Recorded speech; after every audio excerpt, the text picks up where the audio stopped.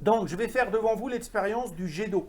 Cette expérience du jet d'eau, elle a pour but de montrer que l'acide, ce qu'on appelle l'acide chlorhydrique, est un gaz qui est très soluble dans l'eau. Donc, là, j'ai de l'eau du robinet. On va mettre dans cette eau du robinet ce qu'on appelle un indicateur coloré. Les indicateurs colorés, ce sont des substances qui changent de couleur en fonction du pH. Alors ici, cet indicateur coloré, c'est de l'hélianthine. L'eau du robinet, elle est sensiblement neutre, pH autour de 7. Et on voit ici que l'hélianthine prend une couleur jaune. Hein, d'accord? Voilà. Et ce que je vais vous dire sur l'hélianthine, c'est que voilà, quand le pH est autour de 7, elle est jaune. Et quand le pH est acide, elle va prendre une autre couleur. D'accord? On travaille avec de l'acide chlorhydrique.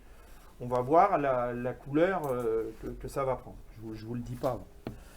Et ici, j'ai un flacon qui contient, donc, alors on dit acide chlorhydrique, mais en fait, ce n'est pas exactement ça. Là-dedans, il y a du chlorure d'hydrogène. Le chlorure d'hydrogène, c'est un gaz incolore, mais c'est un gaz qui est acide.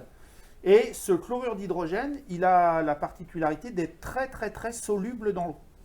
D'accord? Et donc, ce qu'on va faire, c'est une expérience qui met en évidence cette solubilité.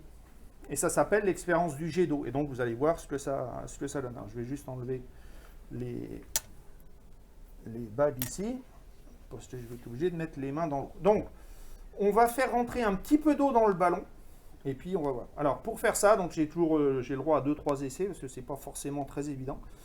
On va mettre l'extrémité du ballon dans l'eau. Voilà.